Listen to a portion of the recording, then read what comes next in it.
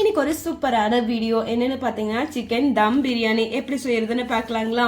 இதுக்கு தேவையான அளவு ஆயில், 2 பச்சை மிளகாய் சேர்த்துக்கோங்க. கூடவே 2 ஏலக்காய், 2 லவங்கம், பட்டை, கல்பாசி சேர்த்துட்டு 8 பெரிய வெங்காயம் நல்லா ப்ரௌனிஷா வதங்குற வரைக்கும் வதக்கிட்டு அதுக்கப்புறம் 4 தக்காளி சேர்த்து வதக்கிக்கோங்க. கூடவே தேவையான அளவு உப்பு சேர்த்துக்கோங்க. 3 டேபிள் ஸ்பூன் இஞ்சி பூண்டு பேஸ்ட் போட்டுக்கோங்க. இஞ்சி பூண்டு பேஸ்ட் போட்டோன்னு அடிப்பிடிக்கும், கிளறிட்டே இருங்க. கூடவே 3 டேபிள் ஸ்பூன் மிளகாய் தூள், 1 டேபிள் ஸ்பூன் கரம் மசாலா சேர்த்துக்கோங்க.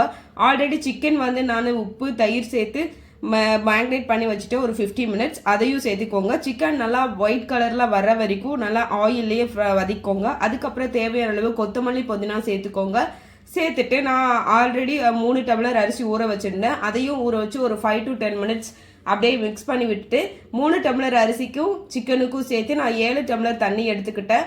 தண்ணி சேர்த்து நல்லா இந்த அளவுக்கு ட்ரை ஆகிற வரைக்கும் வேக விட்டுக்கோங்க. இந்த அளவுக்கு ட்ரை ஆனதுக்கப்புறம் அடியை தோசை சட்டி வச்சு நல்லா தம் போட்டு எடுத்துக்கோங்க. தம் ஒரு 50 to 20 மினிட்ஸ் போட்டிங்கன்னா நல்லா ட்ரை ஆகி சூப்பராக இருக்கும் சிக்கன் பிரியாணி.